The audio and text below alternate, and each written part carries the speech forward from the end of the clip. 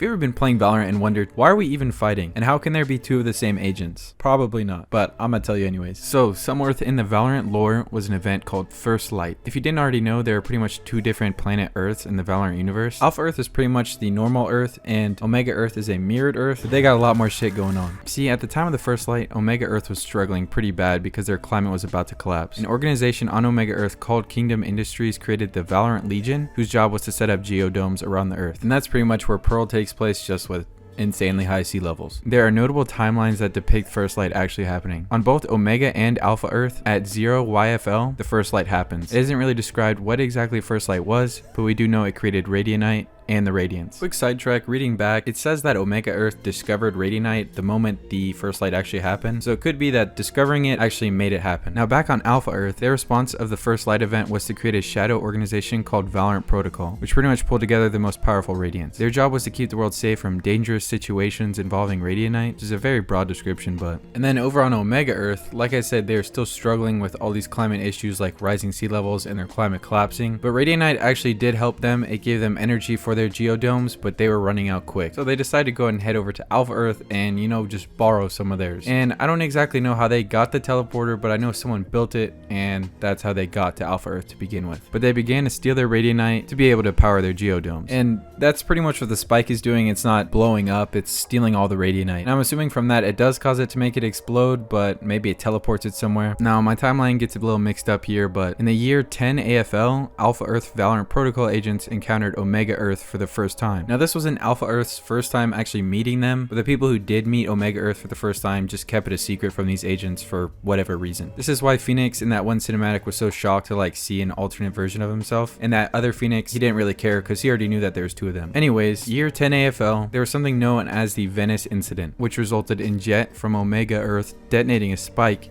and pretty much creating Ascent. A day after, the Radiants from Omega Earth launched another attack on Rabbit, Morocco, which is where Bind is. Now, I'm sure there's information out there why exactly the Omega Earth is sending over agents to actually steal the Radianite instead of working with them, because as you'll learn soon, Alpha Earth and Omega Earth actually did work together for a bit, but I didn't dig that deep. Now, at some point, Kingdom Industries made contact with Alpha Earth and set up a large radiant collider, which is Fracture, and it was destroyed the day it was meant to be launched, which is what created like the mirrored map explosion thingy. Now, the collider was presumed to create a stable way to make Radianite or energy for Omega Earth, which they needed to keep their geodomes. But to sum it all up, there's two organizations from separate Earths. One is trying to steal Radianite from the other to make their planet survive, and the other one is just trying to prevent their Radianite from getting stolen, and in turn their stuff getting blown up. But that's pretty much the abridged version, and there's way more to the story, and I'd like to say that I'm not a Valorant lore expert, but that's pretty much all I could read about it.